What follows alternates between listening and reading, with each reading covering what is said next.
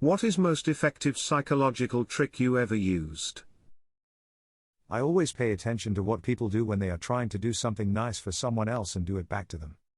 For example, one of my friends and one of my sisters are constantly sending people cards in the mail. For all sorts of occasions. Whenever these ladies are trying to do something nice, they do it via cards. What I realized is that they, themselves, super enjoy receiving cards and mail. That is why they think it's such a nice gesture and do it for other people. I don't usually send anybody cards myself, but on occasion I will make a point to send those two ladies cards, and the payoff is always huge. They both get so excited and text me extensively about how much they love their card. It's extremely cute. Another example is my mom always goes out of her way to set the table in a fancy way for someone's birthday dinner.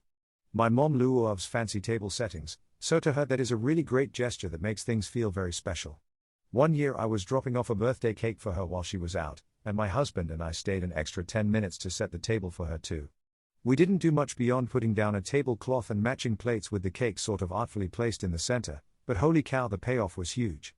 Apparently my mom was so touched when she came home and saw the table that she burst into tears. This isn't a trick if you're thinking psychological manipulation. It's more if you are trying to think of the most impactful way to show someone your love. Your best bet is to mirror that person's methods of being loving back to them. This is genius. I have realized I myself have been doing things in my personal relationships that I craved from them.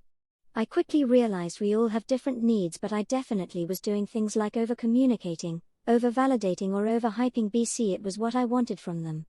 I didn't really pay attention to their needs or wants in these times, which made me learn a humbling lesson to watch rather than speak. Owning up to my mistakes with full, if not excessive, ownership.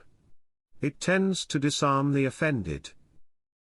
And if possible, what you are already doing to correct the mistake takes the wind right out of their sails. Giving a friend's child, 10 an illusion of choice to get them to do something you want them to do. So instead of saying put your socks on, say do you want these socks or these ones? Or same for dinner. Not eat your dinner. Ask, do you want peas or broccoli? They feel ownership of their choice and some control in their life. Kids in general have very little control over their lives and they need practice to make decisions. This works on adults too. Surprisingly often.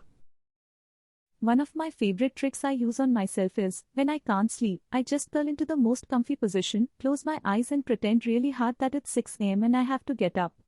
I don't know why, but it makes me fall asleep real quick. Set expectations low and blow people's minds with my mediocrity. Asking would you be opposed to doing X? Instead of would you be willing to do X? I have harnessed the power of positive reinforcement. Instead of focusing on what is wrong, I make a conscious effort to highlight and praise the positive behaviors or traits of others.